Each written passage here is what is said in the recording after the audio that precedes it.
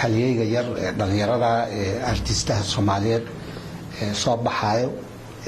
uu ajiibay markaan fariin u faray inaan kulanno anoo markaas matalayo wasaaradda waxbarashada ujeedada aan sharma u marti qaaday waxay ahayd marka u horeyso inaan horta barto nin dhalinyaro oo artista oo wanaagsan oo hal abuur leh oo saameyn badan ku leh bulshada Soomaaliyeed khaasatan dhalinyarada inuu yahay horta inaan dadka ka barto aan isbarano marka labaad in aan uga hiiliyo muxuu ahaa warka suuqa loo geliyay oo ah inuu sabab u ahaa imtixaanaadkii dhacay sharma mas'uulka ahaa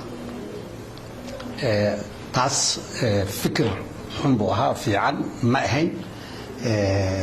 waxayna ahayd mid runtii dhaawici karto qof dhalinyaro oo يعني ما تقارنا سيدا شرم بوي وكذا إن محوها رنتي لا داوعه مستقبل كيس أو اللي يرادو امتحان كلا دعي أساس سببه ده سياسيين أو حاسمين محوها مركا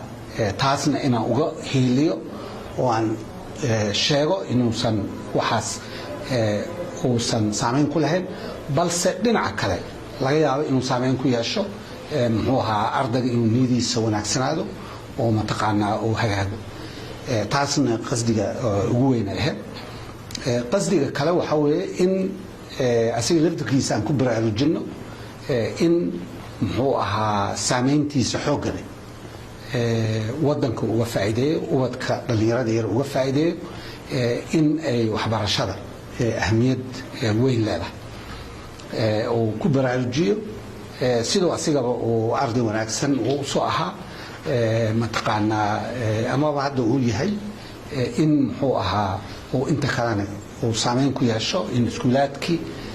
ku mintidaan waxbarashada ku mintidaan intaana inaan muxuu ahaa asigana aan ku baraarujino ujeedada intaas mar kale waxaan ka mahad celinayaa muxuu ahaa sida wanaagsan uu soo ajiibay